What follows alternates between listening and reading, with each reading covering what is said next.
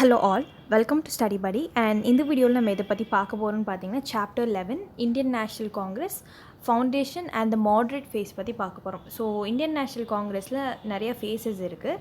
So இதில் வந்து ஸ்பெசிஃபிக்காக we going to see the moderate phase இந்த லெசனில். ஸோ சாப்டர் 11 வந்து இதுக்கு முன்னாடி 10 சாப்டர்ஸ் வந்து நம்ம ஸ்பெக்ட்ரம்லேருந்து கம்ப்ளீட் பண்ணியாச்சு. அண்ட் ஸ்பெக்ட்ரம் மட்டும் இல்லை, மாடர்ன் இந்தியா கோர்ஸ் வந்து ஃபுல்லாகவுமே வந்து I'll be கவரிங் ஃப்ரம் சமச்சீர், ஐசிஎஸ்சி புக்ஸ் அண்ட் சில chapters from Nitin Singhania, very important chapters. And அது இல்லாமல் உங்களுக்கு ஸ்பெக்ட்ரம் புக்கை வந்து மாடர்ன் இந்தியா ஃபுல்லாகவுமே கவர் பண்ணி கொடுத்துருவேன். ஸோ இந்த ஃபுல் மாடர்ன் இந்தியா கோர்ஸ்க்கு வந்து வெறும் 3000 தான் காஸ்ட் ஆகுது. ஸோ அந்த 3000 நீங்கள் உடனே பே பண்ணணும்னு அவசியம் இல்லை, இன்ஸ்டால்மெண்ட்ஸில் நீங்கள் பே பண்ணிக்கலாம். ஸோ இன்றைக்கே இந்த கோர்ஸ் ஜாயின் பண்ணிக்கோங்க. ஏன்னா ஆல்ரெடி வந்து 50% ஆஃப் த சிலபஸ் முடிஞ்சிருச்சு. ஸோ லைனாக வந்து நான் அப்டேட் பண்ணி நீங்கள் கம்ப்ளீட் பண்ணிங்கன்னா ப்ரிலிம்ஸ்குள்ளே வந்து ஈஸியாக இருக்கும். அண்ட் ஒரு 2 to 3 ரிவிஷன்ஸ் கொடுக்குற அளவுக்கு உங்களுக்கு அதுக்கு முன்னாடியே நான் முடிச்சு கொடுத்துருவேன். ஸோ இந்த வீடியோஸ் வந்து நீங்கள் எவ்வளோ டைம் வேணாலும் பார்த்துக்கலாம். ஸோ 1 டைம் தான் பார்க்கணும், 2 டைம் தான் பார்க்கணும், இவ்வளோ டைம் தான் ஆக்சஸ் அப்படின்லாம் கிடையாது. You can watch n number of times. And so இந்த கோர்ஸில் உங்களுக்கு ஜாயின் பண்ணணுன்னா கீழே டெஸ்கிரிப்ஷன் பாக்ஸில் வாட்ஸ்அப் அண்ட் டெலகிராம் நம்பர் கொடுத்துருக்கேன். அதுக்கு மெசேஜ் பண்ணி கோர்ஸ் டீட்டெயில்ஸ் வந்து கேட்டுக்கோங்க. ஸோ இவ்வளோ தான் டீட்டெயில்ஸ் நான் சொல்லிட்டேன். அண்ட் நம்ம டெலகிராம் லிங்க்லேயும் ஜாயின் பண்ணிக்கோங்க. ஏன்னா ரெகுலர் அப்டேட்ஸ் அதில் தான் கொடுப்பேன். நிறையா குவிஸ் வந்து போஸ்ட் பண்ணுவேன். ஸோ எக்ஸாம் கிட்ட வர நிறைய questions will be posted. So modern India வந்து எப்படி படிக்கணும் அப்படிங்கிற அப்ரோச் வந்து ஆல்ரெடி நான் கொடுத்துட்டேன். மோஸ்ட்டாக கான்செப்ஷுவல் வைஸ் படிங்க, வேர்ட் பை வேர்ட் மீனிங் எனக்கு தெரியணும் அப்படிங்கிற மாதிரி படிக்காதீங்க. கான்செப்ட் புரிஞ்சுக்கோங்க, அதுதான் ரொம்ப முக்கியமான விஷயம். மெயின்ஸ்க்கு நீங்கள் எழுதும் போது இன்னும் எலாபரேட்டாக எழுதிக்கலாம். ஸோ இது வந்து ஹொலிஸ்டிக்காக நீங்கள் முடிக்கிறதுனால it will be both useful for your prelims as well as your mains. And foundation of the Indian national congress. So எப்படி வந்து ப்ரீவியஸ் சாப்டரில் நம்ம வந்து எப்படி இந்தியன் நேஷ்னல் காங்கிரஸ்க்கு முன்னாடி என்னென்ன ஆர்கனைசேஷன்ஸ் இருந்தது, யார் ஸ்டார்ட் பண்ணாங்க அப்படிங்கிறத பார்த்தோம். ஏன் அதை பார்க்கணும் அப்படின்னு பார்த்தீங்கன்னா, எப்போவுமே வந்து மேட்ச் த ஃபாலோயிங்கில் அந்த மாதிரி கொஷின்ஸ் வந்து கேட்குறக்கு வாய்ப்புகள் இருக்குது. யார் எந்த ஆர்கனைசேஷனை ஸ்டார்ட் பண்ணாங்க, எந்த இயரில், அந்த குரோனாலஜி ரொம்ப முக்கியம். ஸோ எந்த organisation, so Indian national association வந்து precursor to the Indian national காங்கிரஸ்ன்னு பார்த்தோம். அதுக்கப்புறம் இந்தியன் நேஷ்னல் காங்கிரஸ் 1885 ஸ்டார்ட் பண்ணக்கப்புறம் அதை மர்ஜ் பண்ணிட்டாங்க அப்படிங்கிறத பார்த்தோம். ஸோ இன்கேஸ் நீங்கள் சாப்டர் 10 படிக்கலை, சாப்டர் 10 படிக்கல அப்படின்னா ஃபர்ஸ்ட் அதை படிச்சுட்டு வாங்க. ஏன்னா அது முக்கியமானது. ஸோ இந்தியன் நேஷ்னல் காங்கிரஸ்க்கு முன்னாடி என்னென்னலாம் இருந்ததுன்னு சொல்லிட்டு ரொம்ப முக்கியமானது. ஸோ இல்லை உங்கள் ஸ்பெக்ட்ரம் புக் இருந்ததுன்னா எடுத்து ஒரு தடவை ரீட் விடுங்க. Foundation of the Indian national Congress. And உங்ககிட்ட ஒரு சின்ன ஒரு குவைரி வச்சுக்கிறேன். ஸோ என்ன அப்படின்னு பார்த்தீங்கன்னா, நம்மளோட ஸ்பெக்ட்ரம் கோர்ஸில் வந்து ஆல்ரெடி வந்து ஒரு 4 to 5 டெமோ வீடியோஸ் நான் போட்டாச்சு ஸ்பெக்ட்ரம்லேருந்து. ஸோ அதில் உங்களுக்கு ஏதாவது டவுட்ஸ் இருக்குது, இல்லை ஏதாவது இம்ப்ரூவைஸ் பண்ணணும், இல்லை எனக்கு ரொம்ப பிடிச்சிருக்கு இந்த கோர்ஸ், எனக்கு ரொம்ப யூஸ்ஃபுல்லாக இருக்குது அப்படின்னு நினச்சிங்கனாலும் கீழே வந்து நம்மளோட வாட்ஸ்அப்புக்கு மெசேஜ் பண்ணி சொல்லுங்கள். இன்கேஸ் வந்து ஃபார் அ லாங் டைம் வந்து நீங்கள் ஏதாவது சொல்லணும்னு நினச்சிட்டு இருந்திருப்பீங்க, but time will be passing by. So அப்புறம் சொல்லலாம் அப்படிங்கிறது தள்ளி வச்சுருப்பீங்க. ஸோ உங்களுக்கு என்ன கொஸ்டின்ஸ் ஆர் குவைரிஸ் இருந்தாலும் டெஃபினட்டாக மெசேஜ் பண்ணுங்கள். நம்ம டாபிக்குள்ளே போயிடலாம். So in the later 1870s and the early 1880s, a solid ground had been prepared for the establishment of an all-India organization. So இந்த காலகட்டத்தில் 1870s to 1880s அந்த ஸ்டார்டிங் டைமில் வந்து என்ன ஆயிடுச்சுன்னு பார்த்தீங்கன்னா, ஒரு ஆல் இண்டியா ஆர்கனைசேஷன் ஒன்று ஆரம்பிப்போம் அப்படிங்கிற ஒரு விஷயம் வந்து நிறைய பேருக்கு தோணுது. So the final shape to this idea was given by retired English civil servant. So இதுக்கான ஃபைனல் ஷேப் வந்து கொடுத்தது யார் அந்த பிரெயின் அப்படின்னு பார்த்தீங்கன்னா, ஹீ இஸ் அ ரிட்டையர் ஆயிருப்பார், சிவில் சர்வெண்ட்டாக இந்தியாவில் இருந்திருப்பார், ரிட்டையர் ஆயிருப்பார். ஸோ அவர் தான் AO Hume, Alan Octavian Hume, who mobilized leading intellectuals of the time and with their cooperation organized the first one second guys. So இவர் என்ன பண்ணுவார்னு பார்த்தீங்கன்னா, அந்த காலத்தில் அவர் கட்ட காலத்தில் வந்து யாரெல்லாம் வந்து இங்கே இந்தியாவில் நல்ல இன்டெலெக்சுவல்ஸ் படித்த எஜுகேட்டட் மக்களாக இருந்தாங்களோ அவங்களோட கோஆப்ரேஷனோடு சேர்ந்து first session of the Indian National காங்கிரஸை வந்து கோகுல்தாஸ் தேஜ்பால் சான்ஸ்கிரிட் காலேஜ் பாம்பேயில் இருக்குது. ஸோ பாம்பேயில் தான் ஃபஸ்ட்டு வந்து இதுக்கான ஃபவுண்டேஷன் வந்து லே பண்ணுறாங்க. எப்போனா December 1885. ஸோ இந்த கோகுல்தாஸ் தேஜ்பால் சான்ஸ்கிரிட் காலேஜ் வந்து முக்கியம். அண்ட் எந்த இடங்கிறது முக்கியம், ஏன்னா கேல்கட்டான்னு மாற்றி கொடுப்பாங்க. அண்ட் எந்த இயருங்கிறது ரொம்ப முக்கியம். அடுத்து, as a prelude to this, 2 sessions of the Indian National Conference had been held in 1883 and 1885. So முழுக்க வந்து இது ஒரு ஆர்கனைசேஷனாக லான்ச் பண்ணுறதுக்கு முன்னாடியே 2 செஷன் வந்து ஹோல்ட் பண்ணிடுவாங்க. ஒன்று 1883, இன்னொன்று 1885, which had representatives drawn from major towns of India. So இந்தியாவோட மேஜர் டவுன்ஸ்லேருந்து நிறைய ரெப்ரசன்டேட்டிவ்ஸ் எழுத்துக்குள்ளே இந்த கான்ஃபரன்ஸில் வந்து கலந்துக்கோங்கன்னு சொல்லி கலந்துப்பாங்க. சுரேந்திரநாத் பானர்ஜியா அண்ட் ஆனந்த் மோகன் Bose were the main architects in the Indian National Conference. ரொம்ப முக்கியம். ஸோ இதுக்கு முன்னாடி அந்த இந்தியன் நேஷ்னல் கான்ஃபரன்ஸ் பார்த்தோம் இல்லையா? ஸோ 1883 அண்ட் 1885 நடந்தது. யார் மெயின் ஆர்கிடெக்ட்ஸ்ன்னு பார்த்தீங்கன்னா சுரேந்திரநாத் பானர்ஜியா ஒன்று, ஆனந்த் மோகன் போஸ் ஒன்று.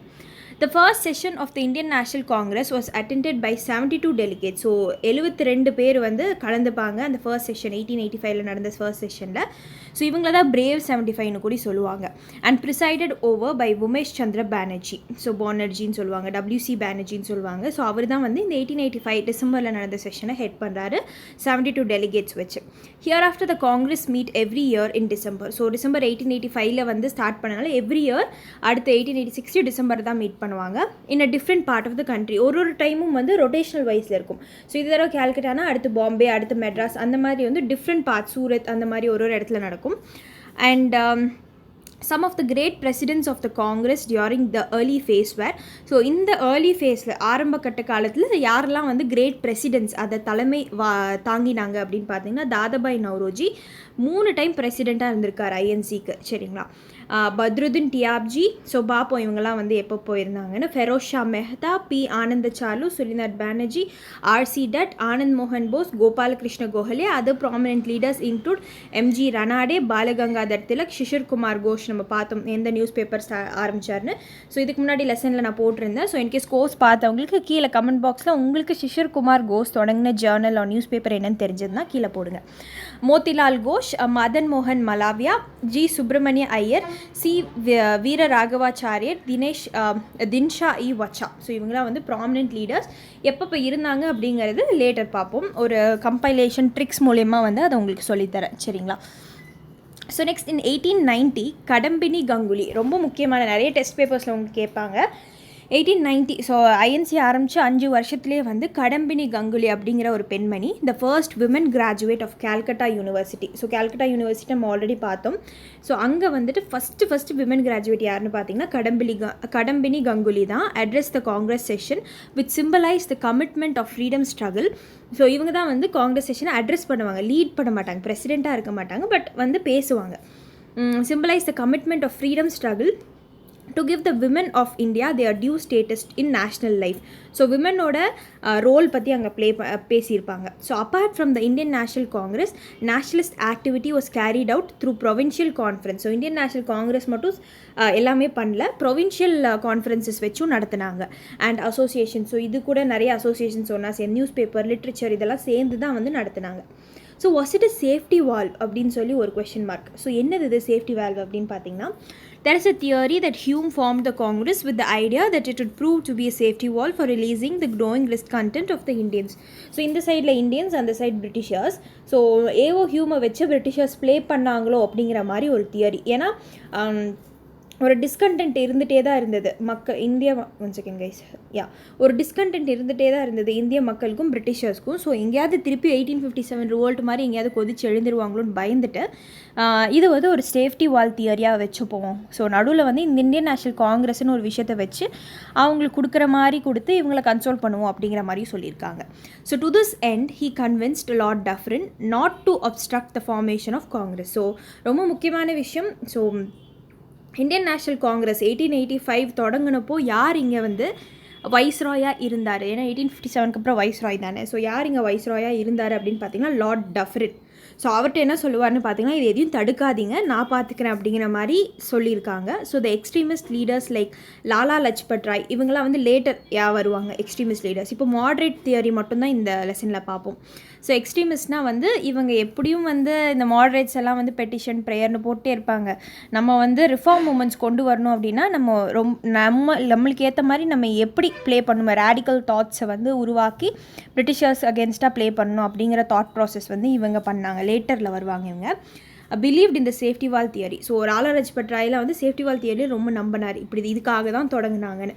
So even the Marxist historians conspiracy தியரினா ஒருவேளை இப்படி இருக்குமோ அப்படிங்கிற theory was an offspring of the safety valve notion. அவங்களும் என்ன சொன்னாங்கன்னா சேஃப்டி வால் நோஷனில் தான் தொடங்கியிருக்காங்க.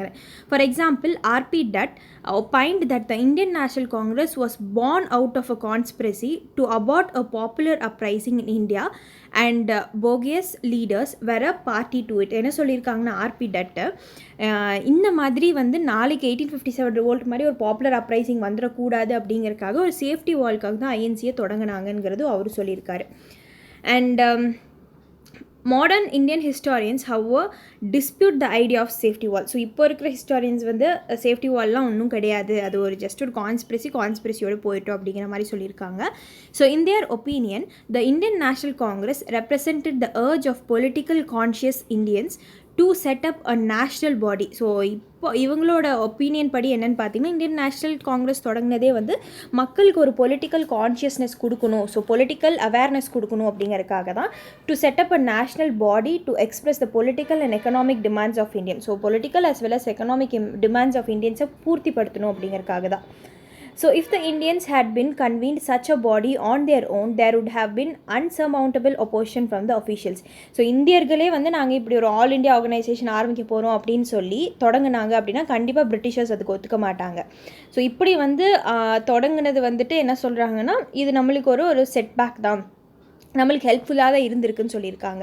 ஸோ நெக்ஸ்ட் வந்து such an organisation would not have been allowed to form பண்ண விட்டுருக்க மாட்டாங்க. இந்த circumstances as Bipin Chandra observes the early Congress leaders used Hume as a lightning conductor. So early அந்த மாடரேட்டர்ஸ் இருக்காங்களே அவங்க வந்து ஹியூம் வந்து ஒரு லைட்னிங் கண்டக்டராக வந்து யூஸ் பண்ணிக்கிட்டாங்க. That is as a catalyst to bring together the nationalistic forces even if under the guise of a safety valve. So இவங்க என்ன சொல்கிறாங்கன்னா பிபின் சந்திரா அது சேஃப்டி வால்வாகவே இருந்துட்டு போகுது, பிரிட்டிஷர்ஸ் வந்து ஹியூமை வச்சு தொடங்கின ஒரு ஆர்கனைசேஷனாகவே இருந்துட்டு போகுது. பட் மாடரேட்ஸ் வந்து என்ன தான் வந்து நம்மளாம் ஆரம்பிக்க விட மாட்டாங்க, இப்படி இவங்களாம் ஆரம்பித்து இதுக்குள்ளே போய் லேட்டர் நம்ம வந்து நம்மளோட தாட்ஸ் அண்ட் ப்ராசஸை வந்து எஸ்டாப்ளிஷ் பண்ணிப்போம் அப்படின்னு நினச்சி அவங்க வந்து ஹியூமை லைட்னிங் கண்டக்டராக யூஸ் பண்ணிக்கிட்டதாக வந்து சொல்கிறாரு. ஸோ இது ரெண்டு பக்கத்துலேருந்தும் நீங்கள் பார்க்கலாம். ஒன்று வந்து அந்த சைட்லேருந்து சேஃப்டி வால் தியரியாக இருக்குமோ அப்படின்னு, இந்த சைடு வந்து சேஃப்டி வால் தியரியாக இருந்தாலும் என்ன ஹியூமை வந்து லைட்னிங் கண்டக்டராக யூஸ் பண்ணி கேட்டலிஸ்ட்டாக யூஸ் பண்ணி மேலே வரலையா அப்படிங்கிற மாதிரி ஒரு தியரி. சரிங்களா? ஸோ இந்த ரெண்டு தியரியும் ஞாபகம் வச்சுக்கோங்க. Next, aims and objectives of the Congress. So main aim of the Indian National Congress in the initial stage were, so initial stagesல moderate phaseல என்னென்ன எய்ம்ஸ்லாம் இவங்களுக்கு இருந்ததுன்னு பார்த்தீங்கன்னா found a democratic nationalist movement. So ஒரு மூமெண்ட் வந்து ஒரு கண்டுபிடிச்சிட்டோம். ஸோ இந்தியன் நேஷனல் காங்கிரஸ் அப்படிங்கிறது ஒரு செட் ஆஃப் எல்லா பகுதிகளில் இருக்கிற ஃபேமஸான ஃபேமஸ் இல்லை எல்லா பகுதிகளும் ரெப்ரசன்டேஷன் இருக்கணும்னு நினச்சவங்க. And found a democratic nationalistic movement and politicize and politically educate people. So மக்களை வந்துட்டு establish the headquarters for a movement. So Indian national movement வந்து அதுக்காக ஒரு ஹெட் குவார்ட்டர்ஸ் வந்து எஸ்டாப்ளிஷ் பண்ணுங்கிறது இவங்களாம் இவங்க டு டூ லிஸ்ட் மாதிரி. இது promote friendly relation among nationalist political workers from different parts of the country. So ஒரு பார்ட் ஆஃப் த கண்ட்ரிலேருந்து எல்லாருக்கூடையும் வந்து ஃப்ரெண்ட்லி ரிலேஷன்ஷிப் வந்து டெவலப் பண்ணணுன்னு. Develop and propagate and anti colonial nationalist ideology. So anti colonial nationalist ஐடியாலஜினா இண்டிபெண்டன்ஸ்க்கான ideologies இதெல்லாம். Formulate and present popular demands before the government with a view to unifying the people over a common economic and political program. So மக்களை வந்துட்டு unify பண்ணணும். எதுக்கு அப்படின்னு பார்த்தீங்கன்னா நிறையா டிமாண்ட்ஸை வந்து British கவர்மெண்ட்டுக்கு முன்னாடி லே பண்ணணும். எங்களுக்கு லெஜிஸ்லேச்சரில் சீட்டு கொடுங்க, அட்மினிஸ்ட்ரேட்டிவ் இதில் ரிஃபார்ம்ஸ் கொண்டு வாங்க, ஜுடிஷியரியில் வந்து ரிஃபார்ம்ஸ் கொண்டு வாங்க அப்படிங்கிற மாதிரி. Develop and consolidate a feeling of national unity among people. So மக்களுக்கு நடுவில் ஒரு நேஷ்னல் யூனிட்டி வந்து நம்ம இந்தியர்கள் அப்படிங்கிற ஒரு concept, irrespective of religion, caste or province. Next, carefully promote or nurture Indian nationhood. So Indian nationhood நம்ம ஒரே நாட்டை சார்ந்தவங்க தான் அப்படிங்கிற மாதிரி அதை ஃபுல்லாக வந்து உருவாக்கணும், நம்ம தான் உருவாக்கணும் அப்படிங்கிற மாதிரி எடுத்துகிட்டு வராங்க.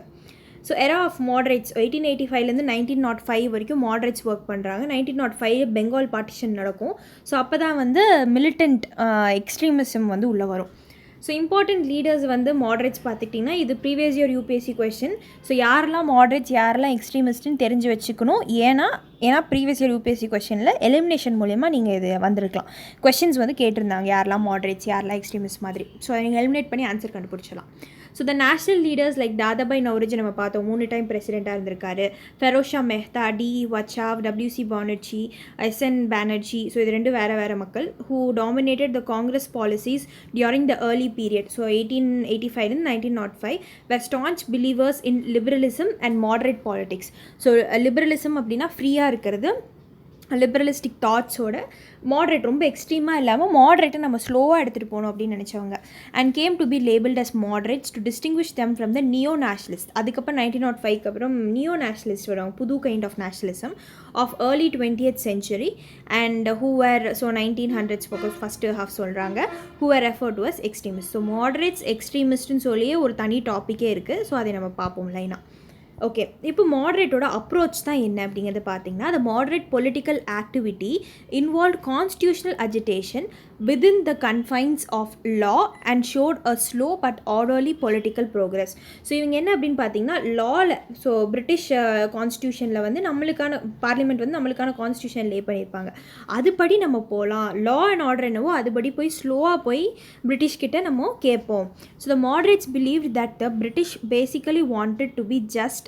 So the moderates believe that the British basically wanted to be just to the Indians but were not aware of the real conditions. So இவங்க என்ன நம்பினாங்கன்னா பிரிட்டிஷர்ஸ் வந்துட்டு நம்மக்கிட்ட நல்ல ஜஸ்ட் பிஹேவியர் தான் வந்து பண்ணணும்னு நினைக்கிறாங்க, இருக்கணும்னு நினைக்கிறாங்க. பட் அவங்களுக்கு இங்கே இருக்கிற ரியல் கண்டிஷன்ஸ் வந்து தெரில. ஸோ நம்ம வந்து சொல்லி காட்டினா மட்டும்தான் வந்து இந்த ஜஸ்ட் கண்டிஷன்ஸை உருவாக்க முடியும்னு. So therefore if public opinion could be created in the country and political demands be represented. So இப்போது மக்களோட ஒப்பீனியன் என்ன அப்படிங்கிறத நம்ம கலெக்ட் பண்ணி அதை வந்து பப்ளிக் டிமாண்ட்ஸாக வந்து நம்ம அவங்களுக்கு முன்னாடி லே பண்ணோம்னா to be presented to the government through resolution. So நம்ம ரெசல்யூஷன், பெட்டிஷன், மீட்டிங் இதெல்லாம் வந்து ஸோ PPPன்னு சொல்லுவாங்க. அது என்ன நம்ம பார்ப்போம். Meetings etc. to the authorities would concede these demands gradually. So இந்த மாதிரி கண்டினியூஸாக பண்ணி அவங்கக்கிட்ட வந்து பெட்டிஷன்ஸோ ப்ரேயர்ஸோ இந்த மீட்டிங்ஸ் மூலிமா கேட்டுகிட்டே இருந்தோம்னா ஸ்லோவாக நம்மளுக்கு கிராஜுவலாக நம்ம கேட்ட விஷயங்களை நம்மளுக்கு கொடுப்பாங்க அப்படிங்கிற மாதிரி. So to achieve these ends, they worked on a two-pronged methodology. So 2 kind of விஷயங்கள் மூலமா எடுத்துகிட்டு போகிறாங்க. One, create a strong or public opinion to arouse consciousness and national spirit and then educate and unite people on common political questions. So ஒன்று எப்படி பண்ணுறாங்கன்னா first இந்த public ஒப்பீனியனை வந்து மக்கள்கிட்டருந்து வாங்கணும். அதை க்ரியேட் பண்ணுறதுக்கு மக்களை வந்து தெரிவிக்கணும், நம்ம இந்த மாதிரி ஸ்டேட்டில் தான் இருக்கோம், நம்ம இந்த மாதிரி கொஷின்ஸும் வந்து கேட்கலாம், நம்ம டிமாண்ட்ஸை நம்ம கேட்கலாம் அப்படிங்கிற மாதிரி அவங்களுக்கு வந்து அந்த கான்ஷியஸ்னஸை கொடுக்கணும். அண்ட் நேஷ்னல் ஸ்பிரிட், இந்தியா அப்படிங்கிற ஒரு இடத்த வந்து பிரிட்டிஷர்ஸ் ரூல் பண்ணிகிட்ருக்காங்க அப்படிங்கிற மாதிரி அவங்கள ஃபஸ்ட்டு எஜுகேட் பண்ணணும், அதுக்கு இந்த பொலிட்டிக்கல் அவேர்னஸ் கொடுக்கணும். அண்ட் அவங்கள வந்து யுனைட் பண்ணணும், நம்ம ஒரு காமன் ஃப்ரண்ட்டில் தான் ஒர்க் பண்ணுறோங்கிற மாதிரி on common political questions. And 2, persuade the British government. So ஒன்று வந்து மக்களில் வந்து எப்படி வந்து அப்ரோச் எடுத்துகிட்டு போகிறது, இன்னொன்று பிரிட்டிஷ் கவர்மெண்ட் எப்படி அப்ரோச் எடுத்துகிட்டு போகிறது. So British government and British public opinion to introduce reforms in India. So இந்தியாவில் வந்து நிறைய வேரியஸ் ரிஃபார்ம்ஸ் கொண்டு வரணும் on the lines laid out by the nationalist. So nationalist சொன்னபடி என்ன ரிஃபார்ம்ஸ்லாம் தேவைப்படுதோ அந்த மாதிரி பிரிட்டிஷ் கவர்மெண்ட்டை செய்ய வைக்கணும். So they use the method of prayer and petition. So அந்த PPPயில் அது PP, ப்ரேயர் ஒன்று, பெட்டிஷன் ஒன்று. And if that fail they resorted to constitutional agitation. So இது 2மே ஃபெயில் ஆகிடுச்சு அப்படின்னா அஜிடேட் பண்ணுவாங்க, எங்களுக்கு வேணும் அப்படிங்கிற மாதிரி. இந்த மாதிரி ஸ்ட்ரைக்கு, ஹர்த்தால்ஸ் அந்த மாதிரி பண்ணுவாங்க, கான்ஸ்டியூஷனல் அஜிடேஷன். ஆனால் கான்ஸ்டியூஷன் வைஸ் தான் போவாங்க. So British committee of the Indian National Congress was established in London in 1889 which had India as its organ. So இங்கே வந்து என்னென்னு பார்த்தீங்கன்னா லண்டனில் வந்து ஒரு பிரிட்டிஷ் கமிட்டி ஒன்று செட்டப் பண்ணுறாங்க, இந்தியன் நேஷ்னல் காங்கிரஸோட ஒரு கமிட்டி மாதிரி அங்கே 1889. ஸோ அதுக்கு வந்து இந்தியா மட்டும் தான் ஆர்கன். ஸோ இந்தியா என்ன நடக்குதோ அது எல்லாமே அங்கே ரிப்போர்ட் பண்ணுவாங்க. And then Dadabhai Naoroji spent a sustainable portion of his life and income campaigning for India's case abroad. So இந்தியாவில் இப்படியெல்லாம் போயிட்டுருக்கு, நாங்கள் இப்படியெல்லாம் இருக்கோம், எங்களுக்கு பேசிக் ரைட்ஸே இல்லை அப்படிங்கிற மாதிரி அந்த கமிட்டியில் அவர் எல்லாமே லே பண்ணுறாரு. In 1890 it was decided to hold a session of the Indian National Congress in London. So என்ன நினைக்கிறாங்க அப்படின்னு பார்த்தீங்கன்னா அங்கே பிரிட்டிஷர்ஸ் வந்து லண்டனில் வந்து இந்தியன் நேஷ்னல் காங்கிரஸோட ஒன் ஆஃப் த செஷனை வந்து நம்ம நடத்துவோம் அப்படின்னு சொல்லி 1890 டிசைட் பண்ணுறாங்க. in 1892, but owing to British elections in 1891, the proposal was postponed and never revived later. ரொம்ப முக்கியமான கொஸ்டின். ஸோ ஏதாவது ஒரு செஷனாவது வந்து பிரிட்டிஷில் நடந்ததா அப்படிங்கிற மாதிரி எக்ஸாமில் உங்களுக்கு கேட்பாங்க. பட் ஒரு செஷன் நடக்கிற மாதிரி இருந்துச்சு. பட் 1891 எலெக்ஷனால் 1892 செட்டப் பண்ணலான்னு பிளான் பண்ணியிருந்தாங்க. பட் 1891 பிரிட்டனில் வந்து எலெக்ஷன். ஸோ அதனால் லேட்டர் வைக்கலாம் கடைசி வரைக்கும் வைக்க முடியல. So the moderate leaders believed that political connections with Britain were in India's interest. So moderate leaders like நம்ம மேலே பார்த்தோன்னே அவங்களாம் என்ன நம்பினாங்க அப்படின்னு பார்த்தீங்கன்னா, political connections with Britain were in India's interest and that stage of history and that the time was not ripe for direct challenge to the British rule. So moderates வந்து நம்ம இப்போவே வந்து பிரிட்டிஷர்ஸ்க்கு அகேன்ஸ்டாக வந்து அப்படியே டேரெக்டாக சேலஞ்ச், ஓப்பன் சேலஞ்சோ நாங்கள் வந்து இண்டிபெண்டன்ஸ் வாங்கி காட்டுறோம் பாரு அப்படிங்கிற மாதிரிலாம் பண்ணிட முடியாது, ஸ்லோ அண்ட் ஸ்டெடியாக தான் நம்ம எடுத்துகிட்டு போகணும் அப்படிங்கிற மாதிரி சொல்லியிருக்காங்க. Therefore it was considered to be appropriate to try and transform the colonial rule to be as close to national rule as possible. இவங்களெல்லாம் உடனே நம்ம தூக்கி எறிஞ்சிட முடியாது.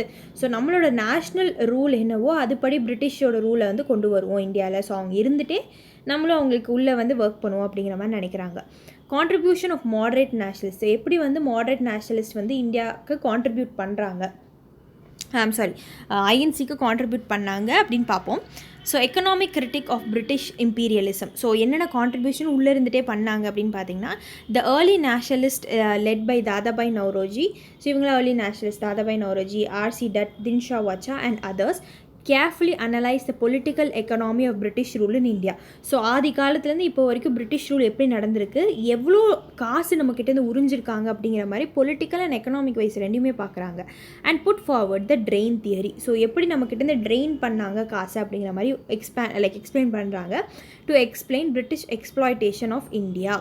So they opposed the transformation of basically self-sufficient Indian economy into a colonial economy. So British வரக்கு முன்னாடி நம்ம ரொம்ப self சஃபிஷியண்ட்டாக நமக்கு தேவைப்படுற விஷயத்தை இந்தியாவிலே வந்து நம்ம தயாரித்து நமக்கு தேவையான விஷயங்களை விட அதிகமாக இருந்திருக்கு. பட் கொலோனியல் எக்கனாமி வந்து எப்படி நம்மளை டம்ப் பண்ணி நம்மளை டாமினேட் பண்ணி வச்சுருந்தாங்க அப்படிங்கிற மாதிரி காட்டுறாங்க. That is a supplier of raw materials and food stuff. So நம்ம வந்து ரா மெட்டீரியல், ஃபுட்டு அண்ட் இதெல்லாம் வந்து சப்ளை பண்ணிகிட்டு இருந்தோம். And importer of finished goods and a field of investment for British capital. Later colonial rule வந்ததுக்கப்புறம் finish goods எல்லாம் import பண்ண ஆரம்பித்தோம். நம்ம ஆல்ரெடி சொன்னேன், இங்கே இருக்கிற ரா மெட்டீரியல் எடுத்துகிட்டு போய் அங்கே வந்து ஒரு புது ட்ரெஸ் ஆக்கி அதை கொண்டு வந்து இங்கே ஒரு ரேட்டுக்கு விற்கிறது. இங்கே வந்து லோக்கல் ஆர்டிஷன்ஸ் அண்ட் ஹேண்டிகிராஃப்ட்ஸ் எல்லாம் வந்து போட்டு அழிக்கிறது. ஸோ அந்த மாதிரி. அண்ட் நம்மளோட ஃபீல்டை வந்து அவங்க ரா மெட்டீரியல்ஸ் க்ரோ பண்ணுறதுக்காக யூஸ் பண்ணிக்கிட்டாங்க. Thus the moderates were able to create and all India public opinion. So all India public opinion create பண்ணுறாங்க. இந்தியா வந்து இதுக்கு முன்னாடி எப்படி இருந்தது அப்படிங்கிற மாதிரி. That British rule in India was the major cause for India's poverty and economic backwardness. So India வந்து அப்போ இருந்த காலகட்டத்தில் அவ்வளோ பேக்வர்ட்னஸாக ஃபேஸ் பண்ணிகிட்டு இருந்த காரணங்களுக்கு எல்லாத்துக்குமே காரணம் வந்து பிரிட்டிஷர்ஸ் தானே. To mitigate the deprivation characterising Indian life. So இது வந்து பார்த்திங்கன்னா இதை வந்து மிட்டிகேட் பண்ணுறக்கு, கம்மி பண்ணுறக்கு, the deprivation characterizing Indian life, the early nationalists demanded severance of India's economic subservience to Britain and development of an independent economy through involvement of Indian capital and enterprises. So இந்த மாதிரி பிரிட்டிஷர்ஸ்ட்டை வந்து நீங்கள் ஆதி காலத்துலேருந்து இவ்வளோ train பண்ணியிருக்கீங்க, so அதுக்கு தகுந்த மாதிரி இப்போ ஏதாவது எங்களுக்கு பண்ணுங்க அப்படிங்கிற மாதிரி சொல்கிறாங்க. ஸோ அப்படி பண்ணி தான் வந்து என்ன சொல்கிறாங்கன்னா, இந்தியன் கேபிட்டலையும் இந்தியன் என்டர்பிரைசஸையும் எடுத்துகிட்டு வரணும், திருப்பி அந்த ரா மெட்டீரியல்ஸ் எல்லாம் நம்மளே தயாரிக்கணும், நம்மளோட கூட்ஸை வந்து இந்தியாவில் விற்கணும். ஸோ அந்த மாதிரி எதெல்லாம் எங்கள்கிட்ட எடுத்தீங்களோ அதை திருப்பி எங்களுக்கு கொடுங்கிற மாதிரி சொல்கிறாங்க. So the early nationalist demanded reduction in land revenue. So already நிறைய காசை உறிஞ்சிட்டிங்க லேண்டுங்கிற சொல்லி ரெடியூஸ் பண்ணுங்கள், சால்ட் டேக்ஸ் அபாலிஷ் பண்ணுங்கள், improvement in working condition of plantation labour. So அந்த காலத்தில் ஃபுல்லாக வந்து பிளான்டேஷன் தான் வச்சுருந்தாங்க. அதுக்காக தான் வந்து மெயினாக வந்து ஸ்லேவ்ஸ் எல்லாம் க்ரியேட் பண்ணது. ரிடக்ஷன் இன் மிலிட்ரி எக்ஸ்பெண்டிச்சரை கம்மி பண்ணுங்க, ஏன்னா நிறைய காசு அதுக்கு போகுது.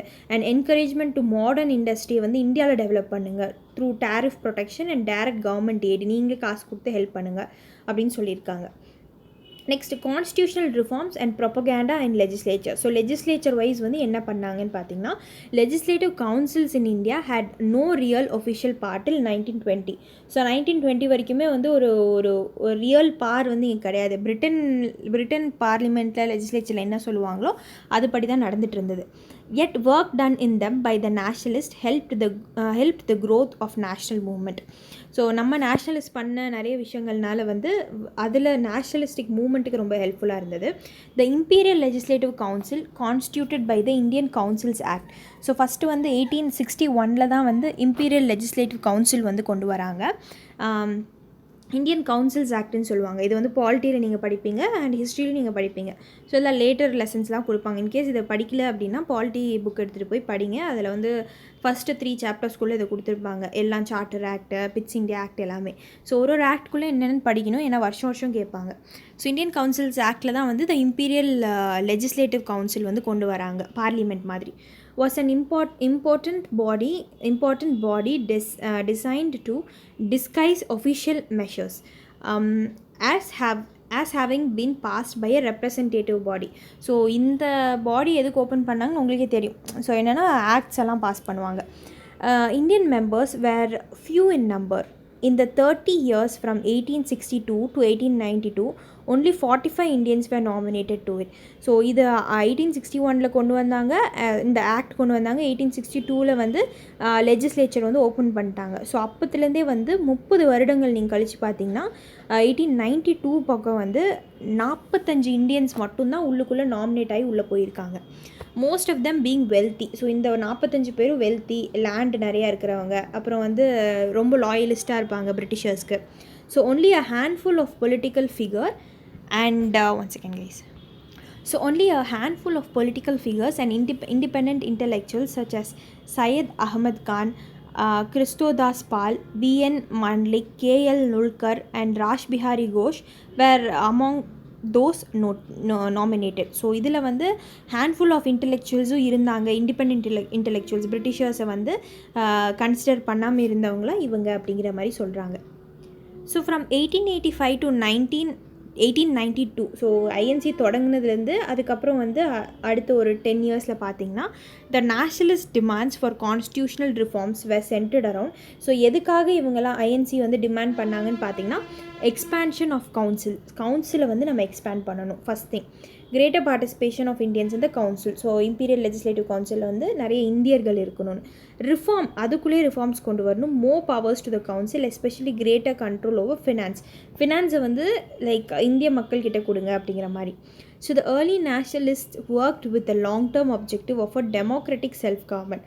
ஸோ ஏர்லி நேஷனலிஸ்ட், இந்த மாடரேட்ஸ்லாம் வந்து எதுக்காக ஒர்க் பண்ணாங்கன்னு பார்த்தீங்கன்னா டெமோக்ராட்டிக் செல்ஃப் கவர்மெண்ட் கொண்டு வரணும். செல்ஃப் கவர்மெண்ட்னால் மேலே பிரிட்டிஷர்ஸ் இருப்பாங்க, ஆனால் கீழே இந்திய மக்கள் தான் இருப்பாங்க. இந்திய மக்கள் நம்மளை ரூல் பண்ணி, நம்மளே நம்மளுக்கான டெமோக்ராட்டிக் இப்போ இருக்கிற செட்டப் மாதிரி செல்ஃப் கவர்மெண்ட் நம்மளே வந்து தயாரிச்சுக்கணும். ஆனால் மேலே வந்து ஒரு க்ரௌன் தான் வந்து ஹெட் அப்படிங்கிற மாதிரி இருப்பாங்க. அதுதான் அவங்களோட ஒப்ஜெக்டிவாக இருந்தது. So their demands for constitutional reforms were meant to have been conceded in 1892 in the form of Indian councils act வந்து 1892 வருது. ஸோ 1861 இந்தியன் கவுன்சில்ஸ் ஆக்டில் வந்து இம்பீரியல் லெஜிஸ்லேட்டிவ் கவுன்சில் ஆரம்பிக்கிறாங்க. அதுக்கப்புறம் 1892 இவங்க கேட்ட ரிஃபார்ம்ஸ் எல்லாம் 1892 வந்து பூர்த்தி பண்ணுறாங்க. So these reforms were severely criticise at Congress session. பூர்த்தி படுத்தி கொடுக்குறாங்க அப்படின்னாலும் கிரிட்டிசைஸ் பண்ணாங்க. எதுக்காக அப்படிங்கிறத பார்ப்போம். Where the nationalists made no secret of their dissatisfaction with them. So now they demanded a majority of elected Indians. So இப்போ வந்து இதுக்கு முன்னாடி நாமினேட் தான் பண்ணப்பட்டாங்க. இப்போது வந்து எலெக்ஷன் வந்து வர ஆரம்பிச்சிருச்சு. ஸோ அதனால் வந்து நிறைய இந்தியன்ஸ் வந்து எலெக்ட் பண்ணி எடுக்கணும். அண்ட் நெக்ஸ்ட் திங் பார்த்திங்கன்னா, ஸோ நெக்ஸ்ட் வந்து இந்தியன்ஸை வந்து உள்ள எலெக்டட் இந்தியன்ஸ் வந்து நுழைக்கணும். அதுக்கப்புறம் பட்ஜெட்டோட கண்ட்ரோல் வந்து கேட்டிருந்தாங்க. That is the power to vote upon and amend the budget. இப்போ நம்ம வந்து பட்ஜெட் வந்து ரிலீஸ் பண்ணுறோம், அந்த மாதிரி எவ்வளோ காசு வந்து செலவு பண்ணணும் ஒரு ஏரியாவுக்கு அந்த மாதிரி. And they gave the slogan no taxation without representation. So நாங்கள் வந்து உள்ளுக்குள்ளே உங்களோட லெஜிஸ்லேச்சரில் இந்தியன்ஸ் இந்தியன் ரெப்ரசன்டேட்டிவ்ஸ் அதில் இல்லாமல் நாங்கள் டேக்ஸ் கட்ட மாட்டோம், அங்கே இருந்தால் தான் நாங்கள் டேக்ஸ் கட்டுவோங்கிற மாதிரி சொல்லியிருந்தாங்க. So gradually the scope of constitutional demands was widened. So இந்த மாதிரி கான்ஸ்டியூஷனல் டிமாண்ட்ஸை வந்து வைடன் பண்ணிகிட்டே போனாங்க. இது வேணும், அது வேணும், அது வேணும்னு.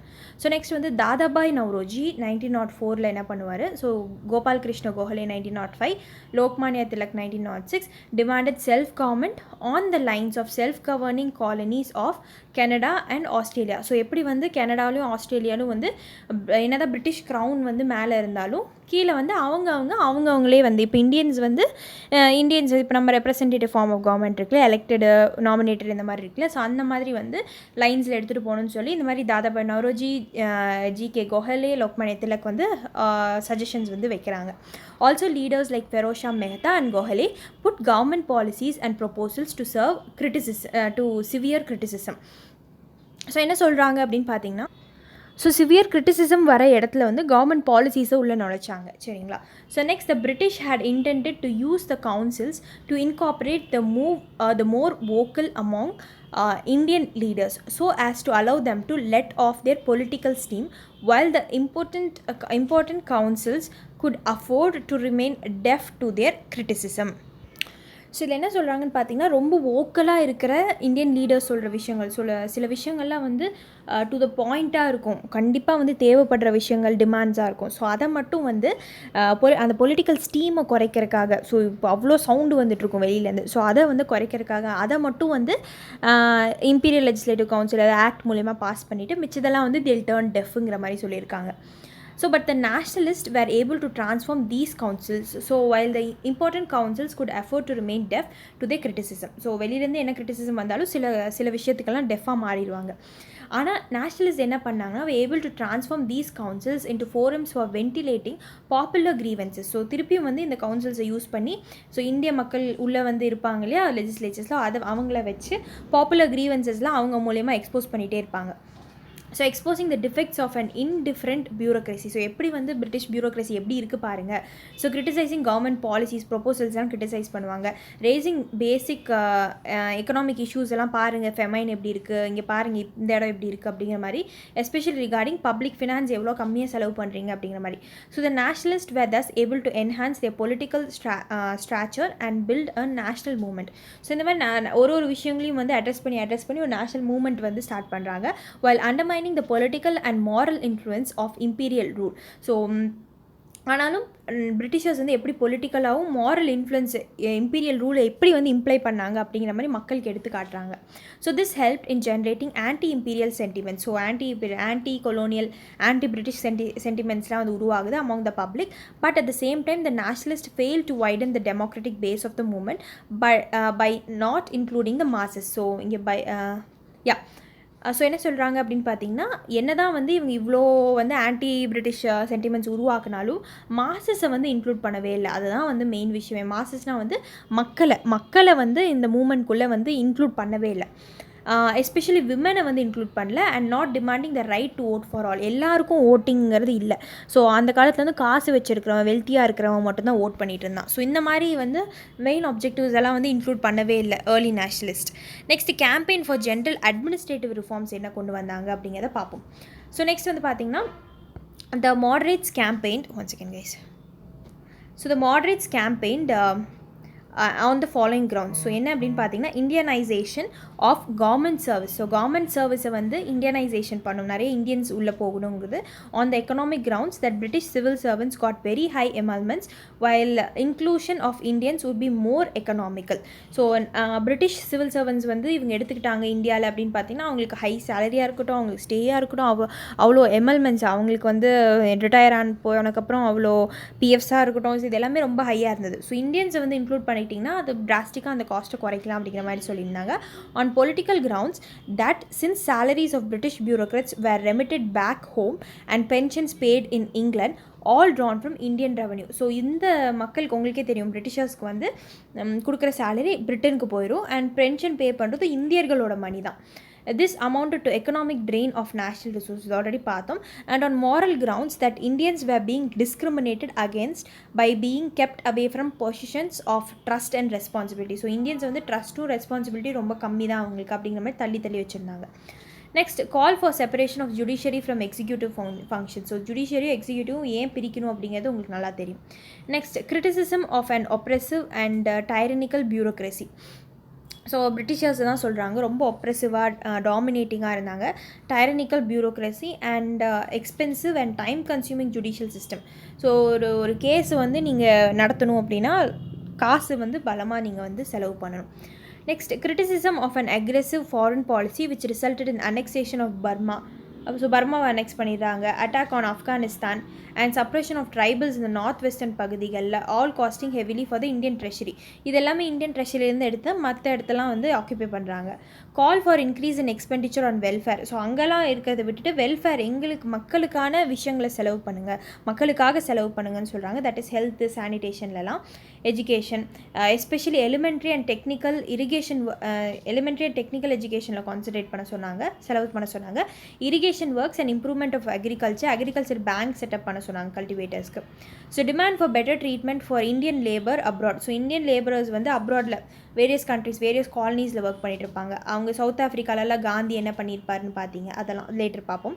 So in other British colonies they were faced oppression and radical discrimination. இதுக்கெல்லாத்துக்காகவும் இங்கேருந்து வாய்ஸ் கொடுத்துட்டு இருந்தாங்க.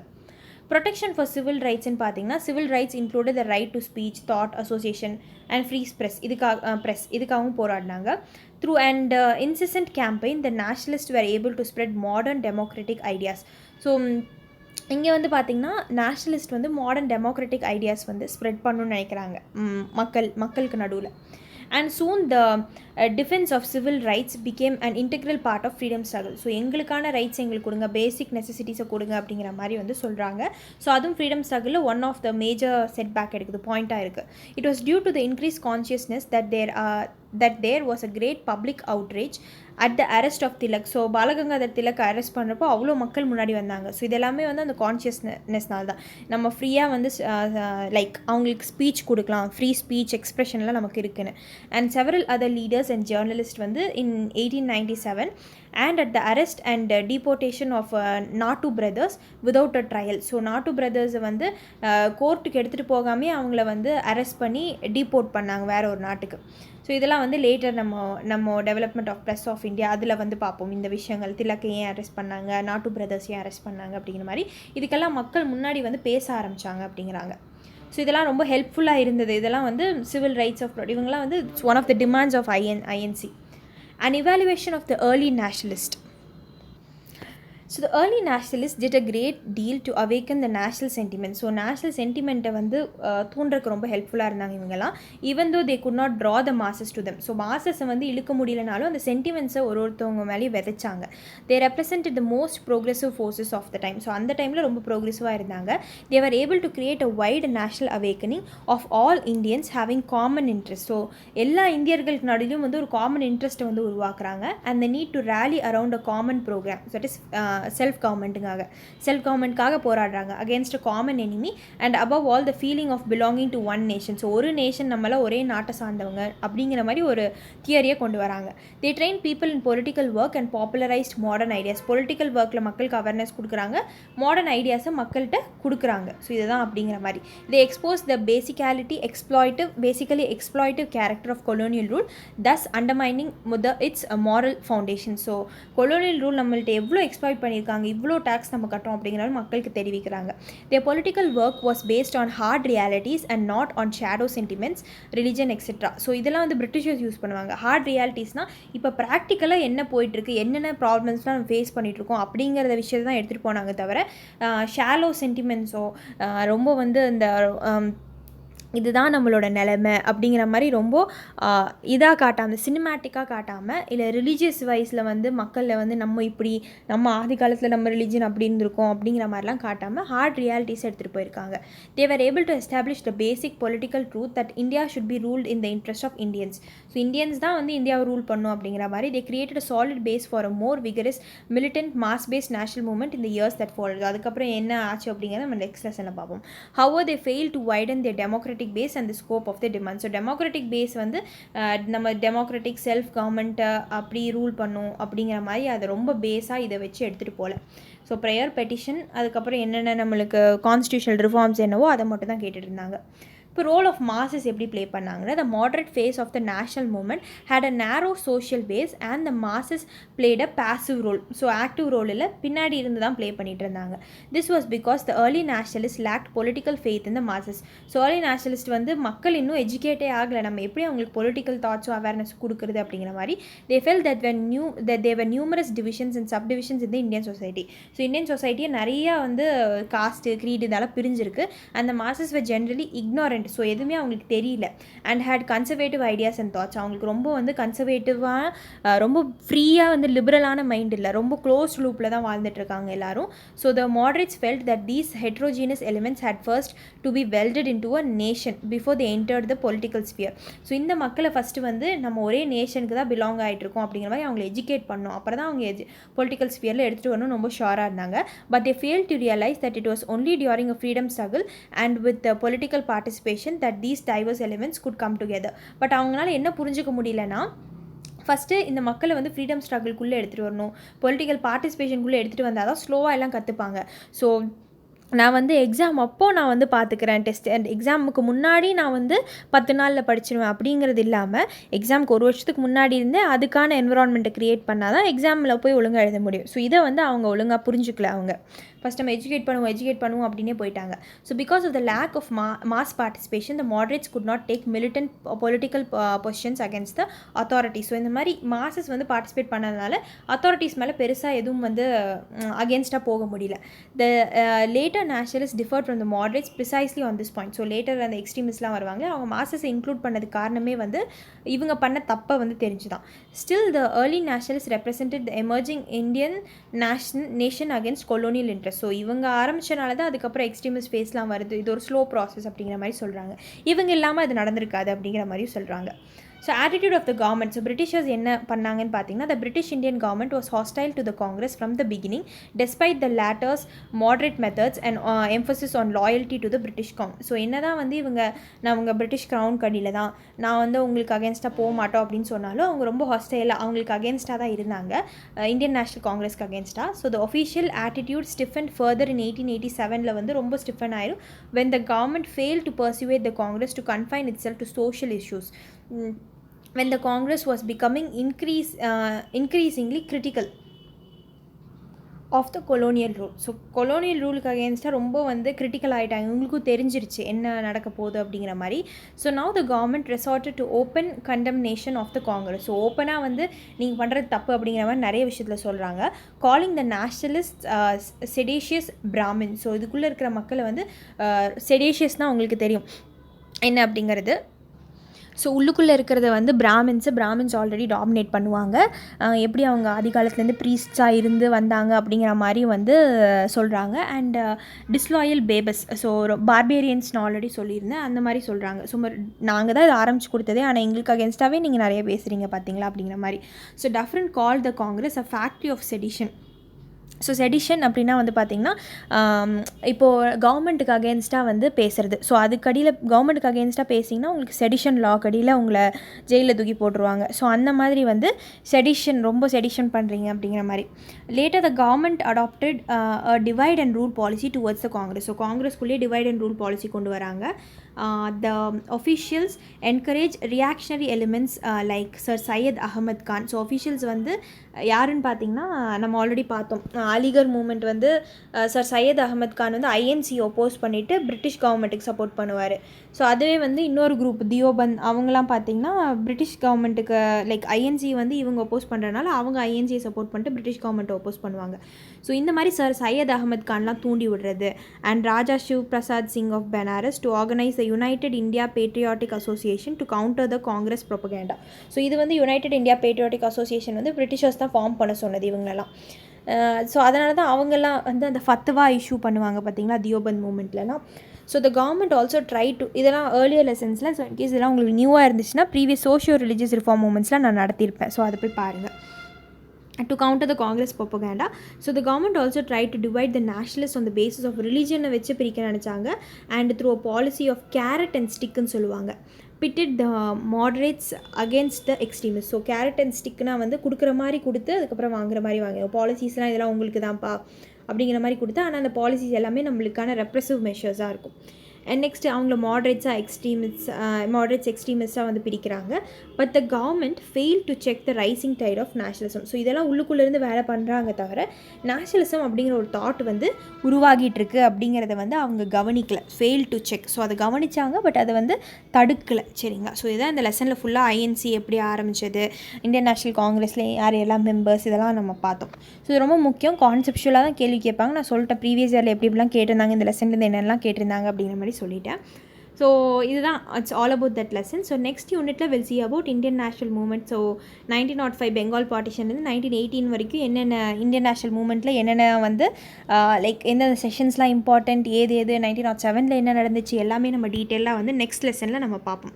So growth of militant nationalism, why militant nationalism எதுக்காக க்ரோ ஆச்சு, ஸோ இது ஒரு வருஷம் வந்து இந்த நாட்டு பிரதர்ஸ்லாம் நம்ம பார்த்தோம் இல்லையா, ஸோ இதெல்லாம் என்ன அப்படிங்கிறத பார்ப்போம்.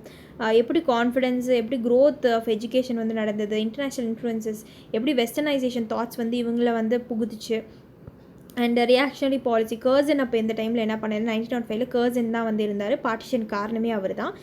And emergence of trained leadership எப்படி வந்தது, ஸ்வதேஷியன் பாய்காட் எப்போ லான்ச் பண்ணணும், அண்ட் ஸோ அதுக்குள்ளே என்ன எலிமெண்ட்ஸ்லாம் இதெல்லாம் previous year mains questions. Partition campaign moderate ஸ்டடியில் எப்படி பண்ணாங்க, ஸோ ஏர்லி அந்த ஆரம்ப கட்ட காலத்தில். அண்ட் காங்கிரஸோட பொசிஷன் என்ன, ஸோ 1911 திருப்பி வந்து பெங்காலில் ஒன்று சேர்த்துருவாங்க, ஸோ அப்போ சொன்ன விஷயங்கள்லாம் என்ன, எக்ஸ்ட்ரீமிஸ்டோட ப்ரோக்ராம்ஸ் என்ன, புது ஸ்ட்ரகிள் அவங்க என்ன லான்ச் பண்ணாங்க, அண்ட் ஸோ இதுக்குள்ளே அந்த ஸ்வதேஷியன் பாய்காட்டுக்கு என்னென்னலாம் பண்ணாங்க அப்படிங்கிற மாதிரி. ஸோ கல்ச்சுரல் ஸ்பியர் எப்படி இன்ஃப்ளூயன்ஸ் பண்ணிச்சு, மாஸ் பார்ட்டிசிபேஷன் நம்ம பார்த்தோம் ஆல்ரெடி, எக்ஸ்ட்ரீமிஸ்ட் வந்து எப்படி கொண்டு வந்தாங்க, அண்ட் முஸ்லிம்ஸோட ஸ்டாண்ட் என்ன, labour unrest and trade unions எப்படி ஃபார்ம் பண்ணாங்க, அண்ட் ஆல் இண்டியா ஆஸ்பெக்ட்ஸில் இதை பார்க்கும் போது எப்படி. ஸோ பார்ட்டிஷனை 1911 அனல்மெண்ட் பண்ணுவாங்க, திருப்பி பெங்காலில் ஒன்றா சேர்ப்பாங்க. ஸ்வதேஷி மூமெண்ட் எப்படி இவால்வ் ஆகி போச்சு அப்படிங்கிற மாதிரி. And moment a turning point அப்படின்னு சொல்கிறாங்க இந்த பிரிச்ச மூமெண்ட். அண்ட் மாடரேட்ஸ்க்கும் எக்ஸ்ட்ரீமிஸ்ட்க்கும் டிஃப்ரென்சஸ் கொடுத்துருக்காங்க, இதை நம்ம பார்ப்போம். அண்ட் ஸோ இந்த லெசன் ரொம்ப பெருசு. சூரத் ஸ்பிளிட் வந்து நடக்கும் 1907 எதனால் வந்து உள்ளுக்குள்ளே மாடரேட்ஸும் எக்ஸ்ட்ரீமிஸ்ட்டும் வந்து பிரிஞ்சாங்க அப்படிங்கிறத பார்ப்போம். ஸோ எந்த ரீசன்ஸ்னால ஏன் பிரிஞ்சாங்க, எதுக்கு பிரிஞ்சாங்க, ஸ்பிளிட் எதுக்காக நடந்தது, கவர்மெண்ட் அப்புறம் எப்படி ரெப்ரெசிவ் மெஷர்ஸ்லாம் எப்படி எடுத்துகிட்டு வந்தாங்க, கவர்மெண்ட்டோட ஸ்ட்ராட்டஜி தான் என்ன, ஏன்னா இவங்க வந்து இந்த ரைசிங் டைட் ஆஃப் நேஷனலிசம் வந்துகிட்டே இருந்தது. ஸோ இவங்களை அடக்கிறதுக்காக மின்டோ மார்லே ரிஃபார்ம்ஸ் வந்தது 1909. ஸோ அந்த ரிஃபார்ம்ஸில் என்னென்னலாம் கொண்டு வந்தாங்க. அண்ட் ஸோ இவாலுவேஷன், அதோட இந்த லெசன் முடிஞ்சது கைஸ். ஸோ இந்த லெசன் வந்து 2 பார்ட்டு நம்ம கவர் பண்ணிடலாம், பிகாஸ் இட்ஸ் வெரி பிக். அதுக்கப்புறம் நம்ம சாப்டர் 13 போவோம். ஸோ இந்த நெக்ஸ்ட் லெசன், அதுக்கடுத்த லெசன்லாம் வேணும் அப்படின்னா definitely join our modern India course. So நான் ஆல்ரெடி சொன்ன மாதிரி மாடர்ன் இந்தியா கோர்ஸ் வந்து ஃபுல் கோர்ஸ்க்கு 3000 தான் காஸ்ட் ஆகுது. நீங்கள் இன்ஸ்டால்மெண்ட்ஸில் பே பண்ணிக்கலாம், நீங்கள் எவ்வளோ இன்ஸ்டால்மெண்ட்ஸ்ன்னு நீங்கள் சூஸ் பண்ணிக்கலாம். It's left up to you. And yeah, so that's it for the video guys. Thank you for watching, and please spread our video. So spread knowledge, and நிறைய பேருக்கு ஷேர் பண்ணுங்கள், உங்களோட வாட்ஸ்அப்பில் ஷேர் பண்ணுங்கள், இன்ஸ்டாகிராமில் ஷேர் பண்ணுங்கள், ஃபேஸ்புக்கில் ஷேர் பண்ணுங்கள். Definitely give a helping hand, because ஒரு லெசனுக்கும் we are taking a lot of effort, and அது ஒரு 45 minutes வந்து கண்டினியூஸாக பேசணும், 1.5 hours கண்டினியூஸாக பேசணும் அப்படிங்கிறது இட்ஸ் ரியலி டிஃபிகல்ட். ஸோ நீங்கள் ஒரு தடவை ட்ரை கூடி பண்ணி பாருங்கள் அது எப்படி இருக்கும் அப்படிங்கிறது. And definitely we want to spread knowledge, அந்த காரணத்துக்காக தான் we are spreading it. And each and every திங்கை கான்செப்ஷுவல் வைஸ் படிச்சுட்டு போனீங்கன்னா எதுவுமே கஷ்டம் கிடையாது. ஸோ அதனால தான் அதுக்கு தகுந்த மாதிரி தான் எல்லா கோர்ஸஸும் லான்ச் பண்ணிகிட்ருக்கோம், prelims comes main. So geography, history, economics, environment, polity, so இந்த மாதிரி 5 சப்ஜெக்ட்ஸை மெயினாக பிரிச்சிருக்கோம். ஸோ இந்த கோர்ஸ் டீட்டெயில்ஸ் எல்லாம் வேணும்னாலும் மெசேஜ் பண்ணி கேளுங்க. And so March 1 current affairs வந்து போஸ்ட் பண்ண போகிறேன். ஸோ March 1 உங்களுக்கு தமிழில் டெய்லி வீடியோஸ் வேணும் அப்படின்னாலும் டெஃபினெட்லி 100 rupees தான் அதுக்கு. ஸோ அதுக்கான வீடியோவும் கீழே போட்டிருக்கேன் பாருங்கள். ஸோ 100 rupees பே பண்ணிவிட்டு கோர்ஸ் ஜாயின் பண்ணிக்கோங்க. யூபிஎஸ்சிக்கு மென்டரிங் கோர்ஸ் போயிட்டுருக்கு, அண்ட் சிசாட் மென்டரிங் கோர்ஸும் போயிட்டுருக்கு. ஸோ உங்களுக்கு ஜாயின் பண்ணணும் அப்படின்னா ஸோ கீழே இருக்கிற நம்பருக்கு மெசேஜ் பண்ணுங்கள், நம்ம டெலிகிராம் லிங்க்லேயும் ஜாயின் பண்ணிக்கோங்க. Thank you guys.